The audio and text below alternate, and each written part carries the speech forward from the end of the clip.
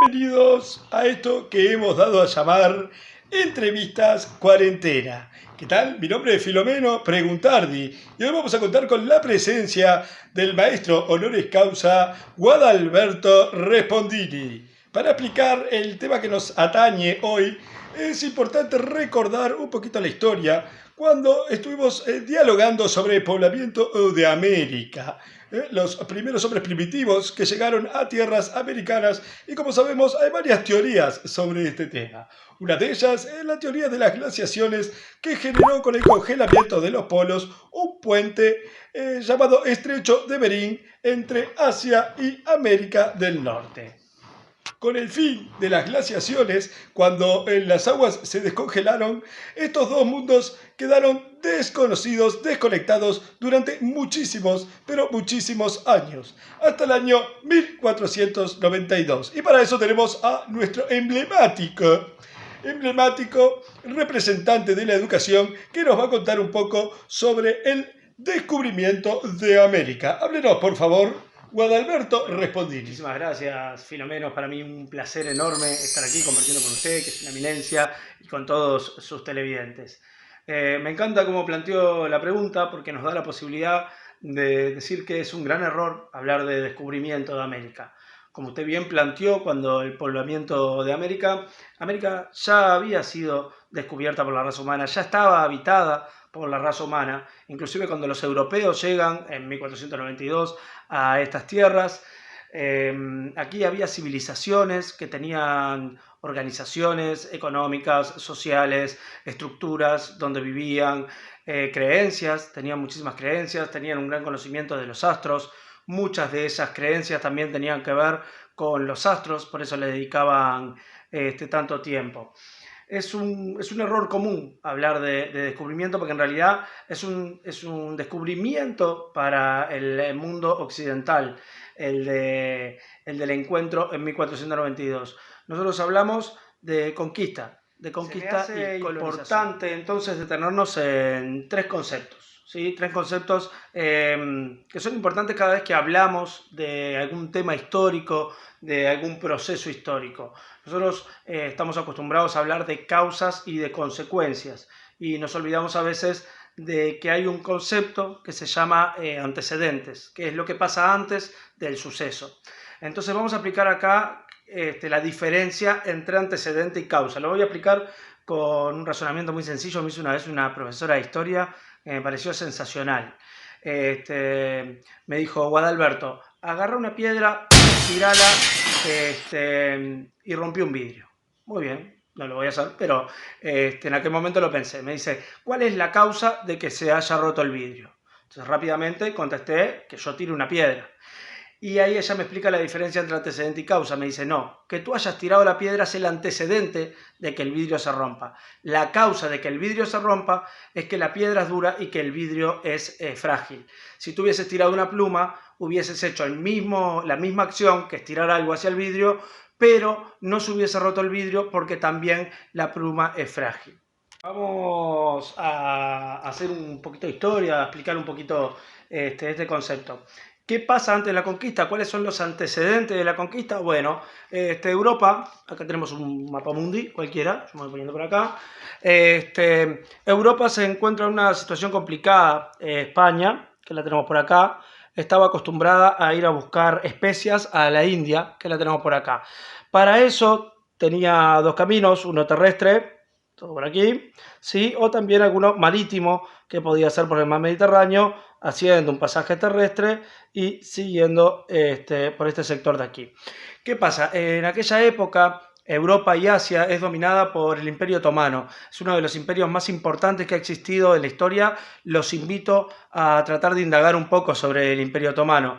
Y este imperio cobraba demasiados impuestos para que pueda Europa ir... España, perdón, podría ir a buscar sus especias. Entonces España tiene que buscar nuevos caminos. Para eso encuentra un camino marítimo bordeando África, ¿sí?, hacia abajo, y llegando de esa forma a las Indias. ¿Cuál es el problema con este nuevo camino? Todo este sector de acá se veía invadido por piratas. En aquella época los piratas estaban a la orden del día y también los saqueos, los robos, la violencia. No era un buen camino, no estaba siendo tampoco productivo ese camino a la hora de ir a buscar especias. ¿Qué tiene que hacer? Se plantea una situación. España, Europa, tiene que buscar una nueva forma, un nuevo camino para poder ir a las Indias a buscar las especias. ¿Qué hace con esto y qué papel juega Cristóbal Colón? Bueno, uno de los papeles que juega Cristóbal Colón es pensar diferente. Hasta aquel momento se pensaba que la Tierra era plana, o sea que si yo venía navegando hacia acá y llegaba a este borde, me iba a caer un precipicio que estaba lleno de monstruos con 3, 4, hasta 10 cabezas. Era horrendo lo que pasaba. Pero Colón se anima a pensar diferente y piensa lo que todos hoy sabemos, que la Tierra no es plana, sino que la Tierra es redonda. Entonces, él dice que va a salir por este camino y llegando a este lado va a entrar nuevamente por aquí para poder llegar a las Indias. Esa nueva vía marítima facilitaría el problema que tiene España. Lo que no sabía Colón era que se iba a encontrar con una gran porción de tierra a la cual se ha denominado un nuevo continente que es América. Guadalberto, por ayudarnos a tener en claro algunos conceptos. Ahora la pregunta que nos atañe. Para usted, entonces, ¿cuáles son las causas de la conquista de América? Muy bien, las causas. Bueno, acá es importante entender que en realidad en 1492 lo que pasa es lo que veníamos hablando, ¿no? Hay un encuentro entre dos mundos, pero Colón muere sin saber, él pensó que había llegado a las Indias, las características de los indígenas de acá eran parecidos también a las características de la gente que habitaba en las Indias, entonces en realidad él jamás se entera de que lo que encontró es un nuevo continente. Lo que se realizan son varias excursiones para buscar el pasaje, se sigue buscando el pasaje, se piensa que se encontró con un lugar diferente, después se entiende, pero se piensa que es una isla y se intenta buscar el pasaje, algunos intentan buscarlo a través de tener un pasaje por tierra y otros intentan bordeando por las costas, que ahí es donde descubren la inmensa masa de tierra que tiene ese territorio. ¿Qué pasa? Cuando empiezan estos viajes, se empieza también a conocer más el lugar y se empiezan a observar las riquezas del suelo, el oro, la plata, la posibilidad de un fácil acceso por el armamento, y también por la forma que tenían de pensar los europeos, de un fácil acceso a dominar a los indígenas que viven en estas tierras y poder esclavizarlos para que trabajen para ellos. Esto genera... yo hace mucho tiempo vi una película hermosa que se llama Viaje hacia el Dorado y lo muestra muy bien, no sé si alguno lo vio. Genera dos temas muy importantes. Uno es la codicia, la avaricia, las ganas de dinero, de oro, de metales preciosos, de tierras, el poder económico que nosotros llamamos. Y por otro lado está este poder de sentirse superior al otro, que esa es una característica humana que no está del todo buena, pero que a lo largo de la historia lo hemos visto muchas veces y lamentablemente lo vemos hasta el día de hoy.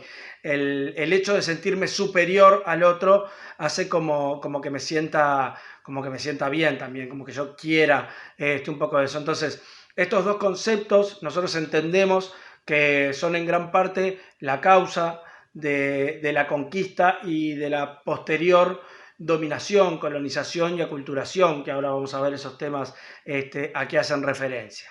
Lo que usted ha planteado en sus respuestas, estamos hablando de que esto no fue de un día para el otro, sino que fue un proceso. Nos gustaría que usted nos determine cuáles fueron los pasos de este proceso de la conquista de América. Es un proceso y tiene un sinfín de puntos a estudiar. Yo diría que para ayudarnos un poco a estudiar este tema nos podemos basar en 4. Lo que se conoce según la mirada europea como el descubrimiento, que tiene que ver con los antecedentes y con esta búsqueda de nuevas rutas hacia la India y este encuentro que tuvo Colón.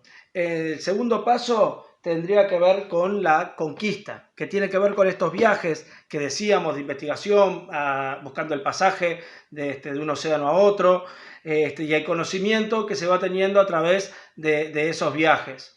Por otro lado, tenemos como un tercer punto la colonización o aculturación, ¿sí? Tiene que ver con la imposición de mi forma a la forma de las sociedades que estaban viviendo acá. Entonces, la cultura europea se impone a la cultura, a las distintas culturas indígenas que se iban encontrando acá y los obligan a adoptar su forma de sociedad. Y por último, que es el último paso de este proceso, es el de evangelización. Nosotros hablábamos que en realidad las culturas indígenas tenían un gran arraigo, tenían un gran apego a sus creencias. ¿Qué hacen los europeos? Como para terminar esto, los evangelizan con la cultura, con la religión católica. Muchas gracias. Ha sido realmente un placer contar con su presencia hoy aquí. Y muchas gracias a todos ustedes. Esperamos encontrarnos en otro ciclo de entrevistas, al cual denominaremos Entrevistas de Cuarentena. Hasta luego. Bueno, muchísimas gracias a ti por la invitación. Muchísimas gracias a todos tus televidentes. Estamos a las órdenes para cuando nos requieran. Hasta luego.